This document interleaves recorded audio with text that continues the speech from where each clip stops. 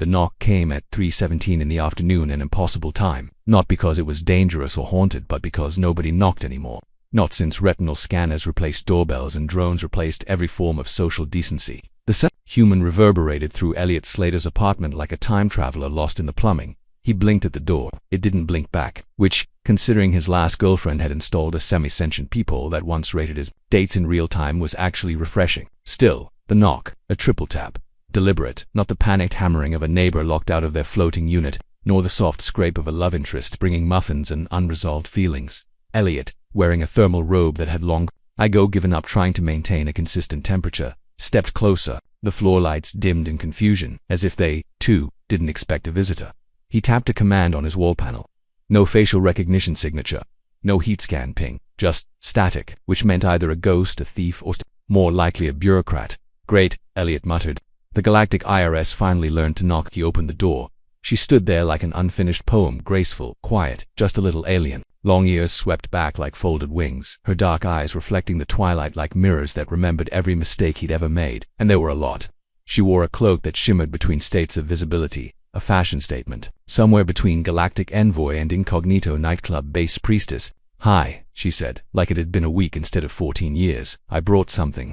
Elliot's mouth opened, then committed career suicide by saying, "If it's an alien baby, I swear I used protection."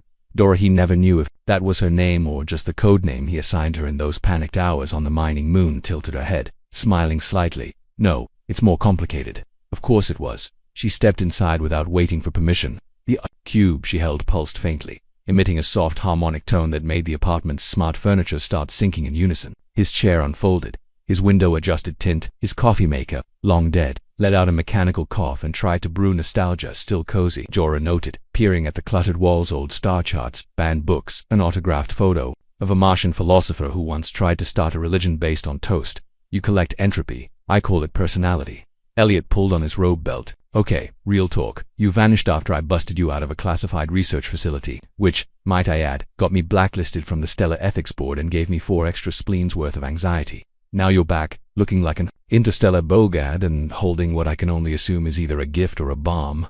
Care to specify?" Jorah placed the cube on the table. It hovered, hummed, released a tiny pulse that made his calendar reset to year 1, and then politely undo itself. "It's a chronolattice seed," she said. "A collapsed probability matrix that contains an alternate history, one that unfolded because of what you did."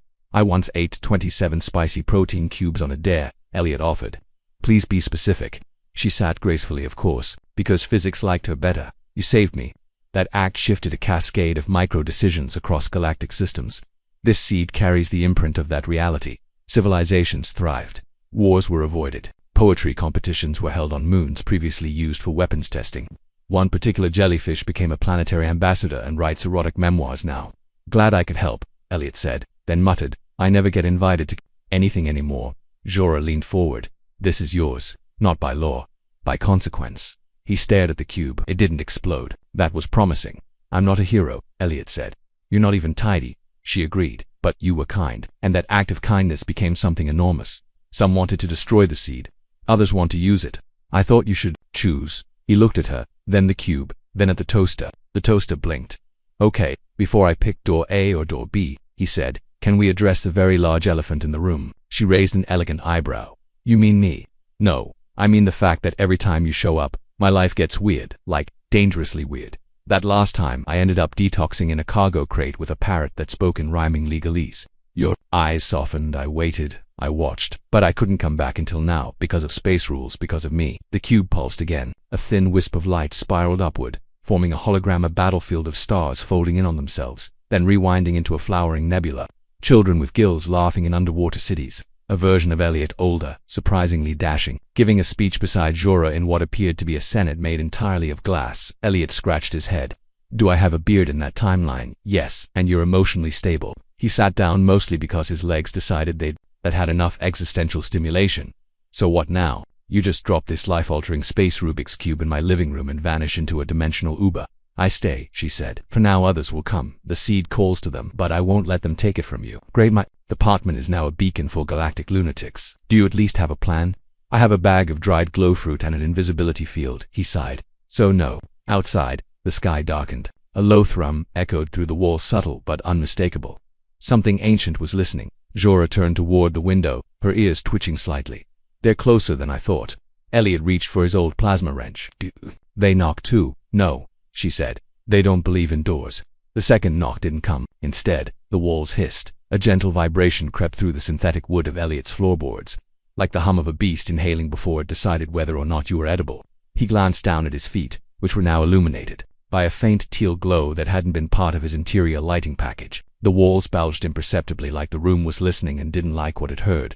Well, that's new, Elliot muttered, clutching the plasma wrench like it was a teddy bear that might electrocute someone. They're scanning us, Jorah said calmly. Too calmly. The way someone says the wine is poisoned after pouring a full glass, very quietly, looking for the seed. You'd think if they had the tech to bend walls, they'd also have the decency to use a doorbell, Elliot said. Rude. Jorah stood by the cube, her long ears twitching in subtle rhythmic patterns. They reminded Elliot of radio antennae tuning into frequencies that didn't belong in this dimension. She pressed a finger to the cube's edge and the light shifted, dimmed, condensed into a gentle pulse that matched Elliot's elevated heartbeat. They're close, she said, but not brave. Not brave is good, Elliot said. We like Not Brave. We make tea for Not Brave. We give Not Brave a nice review on Intergalactic Yelp. They'll send something expendable first. A soft plink came from the hallway, like a coin dropping onto metal. Then another, then silence. Elliot turned to Jorah. Expendable like a bomb. Expendable like a scout, she said. Possibly semi-sentient. Definitely unpleasant. A moment later, the coin-sized object that had landed outside began to chirp. The doorframe pulsed. And then, like a soap bubble remembering, it had unresolved trauma. It collapsed inward. What hovered in its place was disappointing. It was roughly the shape of a gourd. A floating metal gourd with 6 tiny eye stalks and what looked like one tiny hand clutching a notepad. It made a polite beeping sound, followed by designate presence, submit artifact, or provide a snack. Jorah stepped forward. It's a sniff drone, with commentary protocol. Elliot folded his arms. A galactic threat sends a flying cucumber with a clipboard. It's very efficient. And very dangerous, if provoked. The gourd made a worry sound, then sneezed a puff of nanodust into the air. The dust hovered, scanned, and formed a 3-dimensional model of Elliot's entire apartment, including a mildly offensive diagram of his spine curvature and hair density. Submission pending. Resistance discouraged. Data uploaded to host. Intentions collective, the drone announced. Post intentions, Elliot said. My only intention was to make soup and avoid conversation. Jorah tilted her head. They've marked you as the central variable. Of course they have, because I once held a door open for an alien woman, and now I'm apparently Space Moses. The gourd spun in place, sarcasm detected. Probability of cooperation, 37%. Threat of fruit-based insult, 82%. Jorah moved swiftly. One flick of her wrist, and a shard of curved light sprang from her sleeve no bigger than a pen, but vibrating at a frequency that made Elliot's molars itch. She tossed it into the air like a coin. It expanded mid-flight into a shimmering net and wrapped itself around the drone. The gourd wailed. Diplomatic offense recorded. Backup will escalate. The moment the drone imploded into harmless data, particles and one tiny puff of glitter for reasons that would never be explained. The air pressure in the room changed. They know, Jorah said. Now they'll try harder. Elliot sat on the couch. Can't they just email threats like normal people? No, they believe in dramatics. The cube pulsed again, reacting to the energy burst. From its core, a faint projection emerged, this time showing a version of Earth Elliot didn't recognize. Floating cities made of water. Bioluminescent vines growing from rooftops.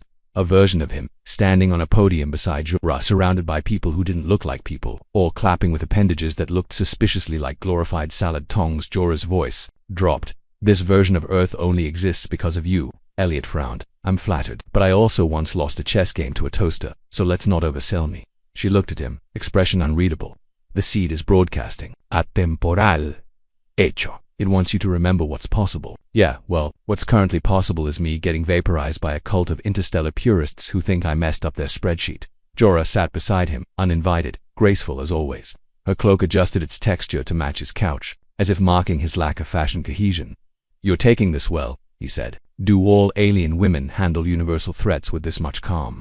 I once negotiated peace between 2 hive species by juggling baby slugs while reciting their reproductive histories. This is relaxing. Elliot nodded. Right, sure. Meanwhile, I panic when I run out of oat milk. The lights flickered, this time not because of visitors but because the cube began emitting music. A melody no human instrument could replicate. Half lullaby, half alarm. It echoed in the corners of the room, pulling Elliot into a state somewhere between memory and dream. He saw flashes himself guiding a ship, giving a speech, standing beside Jorah on a battlefield made of glass and dust. He saw children playing In zero-gravity parks, he saw the jellyfish. Always the jellyfish. That damn jellyfish. Zhora whispered, the seeds trying to show you the ripple. And I appreciate that, Elliot said, blinking back the image of a Martian flag with his face on it. But it also just reminded me I never did my taxes. Zhora stood walking to the window. Outside, 3 shadows moved across the skyline, quiet, graceful, wrong. They didn't fly so much as unfold through space. We need to move, she said. To where? To someone who owes me a favor. Elliot raised a hand. Is it a favor like lend us a ride, or a favor like defend us with laser cats? Zhora smiled faintly. Yes, the apartment groaned one last time, the walls sealed. The toaster sighed in resignation. Elliot grabbed a coat that hadn't fit properly since the Pluto incident. If I die, tell the jellyfish I always believed in him. They stepped into the hall, and the door sealed behind them, melting into the wall as if it had never been there. The elevator smelled faintly of cinnamon, ozone, and a third thing Elliot refused to acknowledge in case it was sentient. It wasn't going anywhere fast, mostly because it was currently traveling sideways across a derelict, magnetic rail that hadn't been approved by human engineers since the lunar lint fire of 42. Zhora insisted this was off-grid transportation. Elliot insisted it was a death box with mood lighting. I'm just saying, Elliot muttered, gripping the rail as the elevator tilted 30 degrees to avoid a cloud of roaming nanobats. Next time you ask someone for a favor, maybe pick the one with a functioning sense of architecture. Zhora tapped the glowing cube tucked inside his sleeve, checking the seed stability. This path is safer, less tracked, and Tech still owes me 3 debts and an apology involving an extinct language. Tech, please tell me that's not short for Tech. No answer. No, it's short for Tektil Verendalov, but he's been going by Jeff since the bureaucracy collapsed. The elevator screeched to a halt, lights flickering. Elliot adjusted his coat, which had decided to thermoregulate for desert conditions despite the frigid air. So, Jeff, the favor guy, he said. What are the odds he won't immediately sell us out to the space cult trying to murder me for being decent one time? Zhora gave him a look that was half reassurance, half cryptic prophecy. Jeff has a complicated relationship with morality, but he does like puzzles. Great, I'm a puzzle now. The elevator doors slid open sideways, revealing a warehouse that looked like it had swallowed a spaceship and then regretted it. Metal beams twisted in artistic confusion. Gravity fluctuated just enough to make Elliot's knees question their life choices. At the far end of the cavernous room stood a man, or a being, or a situation wearing a trench coat. He had 4 eyes, 2 of which blinked diagonally, and a voice that sounded like it had been filtered through 1,000 years of tax documents. Zhora, it said, folding something that might have been a sandwich or a weapon. You brought the human. Elliot raised a hand. Hi, I'm the human. I regret everything already. Tech tilted his head. He's smaller than advertised. I've shrunk from stress, Elliot replied. Also, possibly radiation. Zhora stepped forward. We need access to your relay gate. Tech chuckled, which made a nearby pipe leak purple steam. You want my relay gate? For what? A vacation. This seat of yours, rumors say it contains a timeline where the Galactic Accord actually held. That's dangerous nostalgia, Zhora. It's truth, she said, and it's destabilizing fast.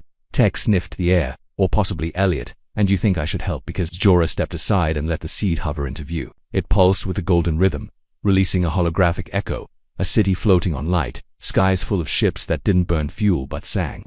Tech stared at it a little too long. One of his eyes blinked twice. Another wept. I remember this, he whispered. Elliot blinked. Wait, you remember the alternate timeline?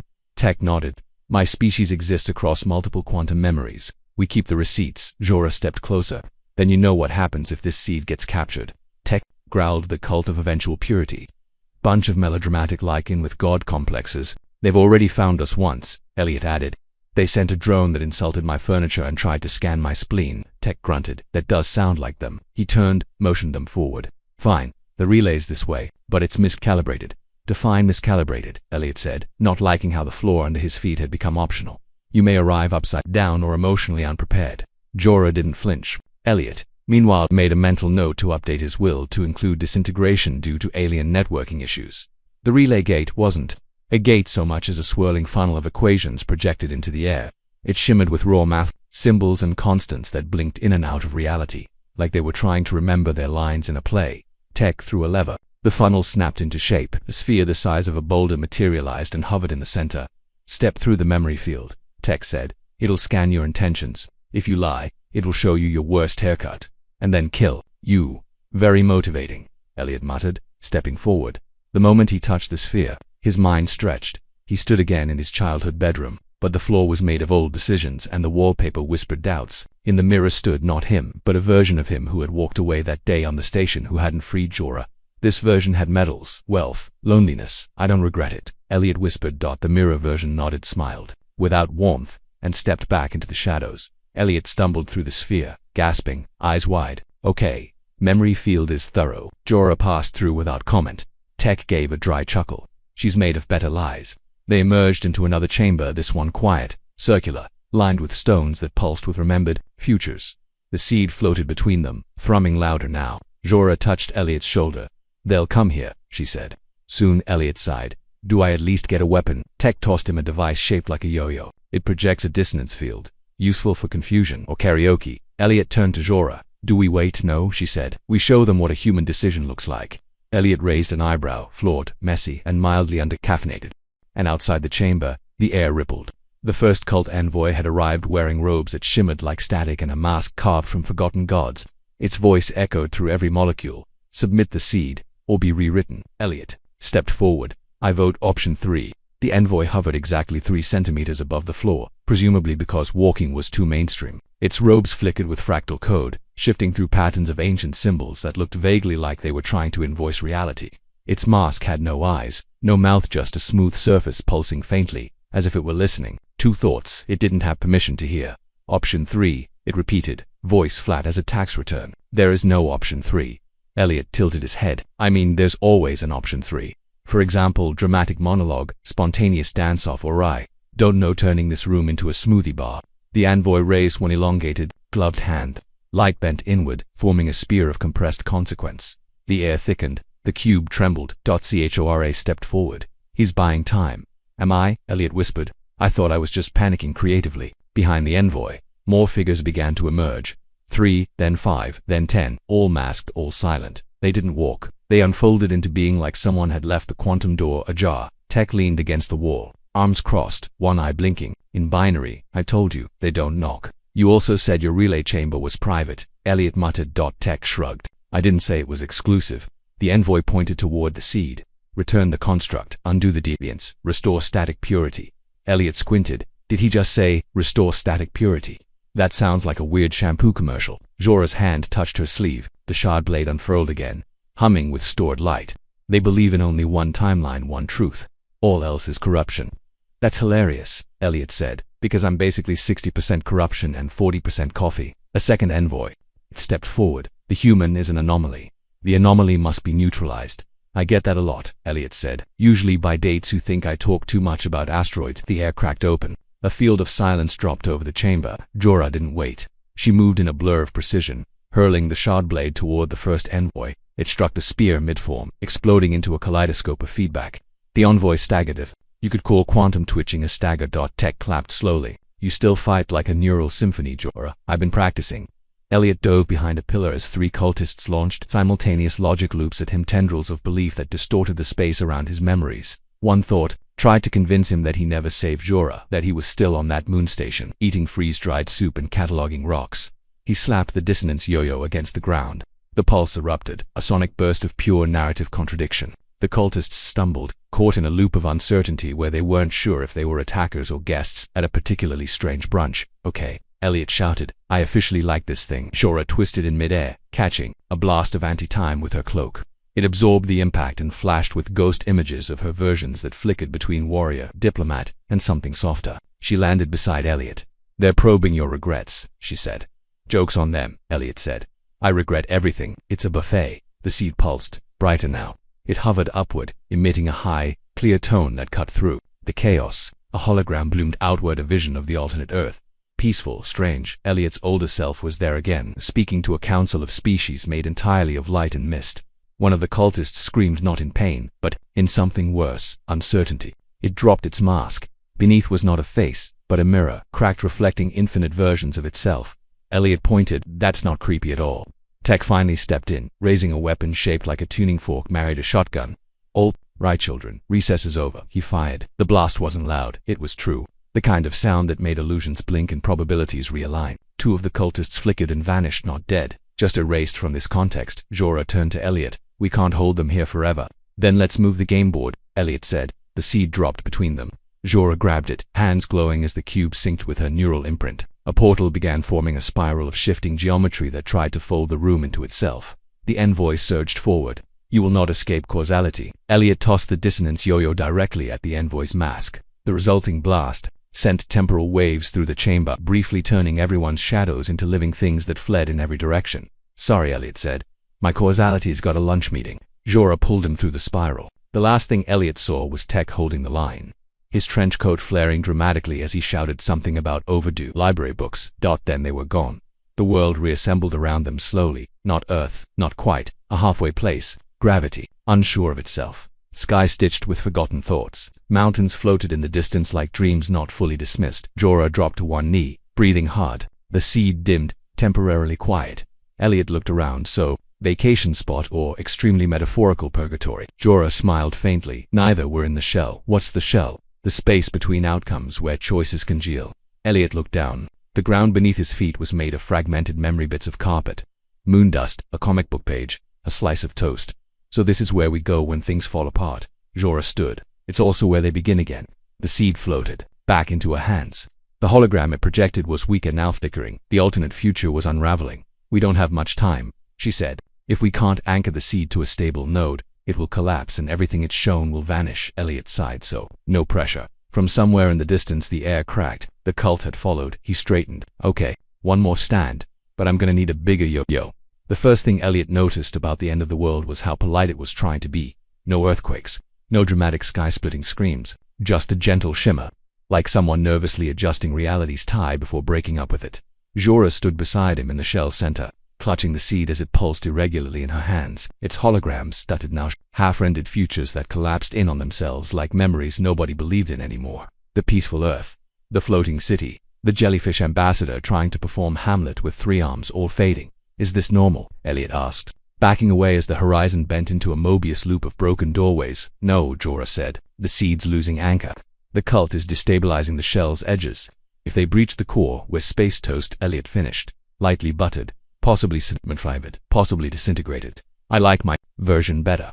A tear opened in the sky like a zipper being pulled by regret. The envoys began stepping through more now, dozens, all masked, all humming with singular belief. Jorah glanced at Elliot. We need a human anchor. He blinked. A what? The seed was created by your choice. It needs your signal, your will, not just what you did, but who you became because of it. He stared at her. You want me to emotionally stabilize a quantum artifact with personal growth? Yes. Couldn't I just hug it? No. From the tier above, a voice boomed. Restore the one path. Unify the branches. Purge all deviation. Elliot took a step forward. You know what? No. The envoys froze. Not out of fear. Confusion, perhaps. They weren't used to know. You think purity means one outcome, one tidy, predictable history, but that's not how life works, Elliot said. You want everything to stay the same forever, because it makes your spreadsheets easier. He walked toward the seed, still glowing faintly in Jorah's hands. But kindness is messy, change is chaotic, and people are ridiculous. We do the wrong thing for the right reason, and the right thing for no reason at all. He touched the seed. The world tilted. Suddenly he was everywhere, every version of himself. The bitter man who never helped, brave one who became a leader, the tired one who hid, the curious one who dared, all of them spiraling into him. He held the seed with both hands. It warmed. I'm not perfect, he said, voice echoing through the shell, but I made a choice, and I won't let you erase that. The cult surged forward. The shell began to crack. Jorah raised her blade, but Elliot shook his head. No more fighting. He closed his eyes and gave the seed everything, every moment of doubt, every sarcastic comment, every time he cared when he could have walked away. He poured himself into it, not just the hero version, but the whole messy, tangled labyrinth, paying, overthinking Elliot Slater package. The seed lit up. The shell exploded, not into destruction but expansion. The sky unfurled into 1,000 realities, all branching, all blooming. The envoys screamed as their single-path logic collapsed, overwritten by infinite potential. They flickered, unraveled, and vanished, not destroyed, but absorbed into the branching light. When it was over, Elliot was lying on something soft, possibly regret, possibly moss. Jorah sat beside him, smiling. You did it, she said. I gave a motivational speech in exploded time. Can I have a sandwich now? She laughed. A real one this time. The seed hovered silently, smaller now, dimmer but stable. It pulsed once, then shrank into Elliot's palm, cool and quiet. What happens now? He asked. We return. The seed's safe, its potential remembered, and me, you changed. That matters. Elliot looked at the sky, now calm. Stars reappeared. One of them winked at him, possibly the jellyfish. I didn't want to be a hero, he said. You weren't, Jorah replied. You were something better. Human. They walked back through the shell, hand in hand, as the fabric of possibilities stitched itself quietly. Behind them, back on Earth, Elliot opened his apartment door. The toaster chirped, "You've been gone exactly 11.4 to subjective days. I started a book club." He smiled. Jorah glanced at him. "So, what now?" Elliot held up the seed. "I think we see what else kindness can ruin beautifully." And for once, the universe didn't argue.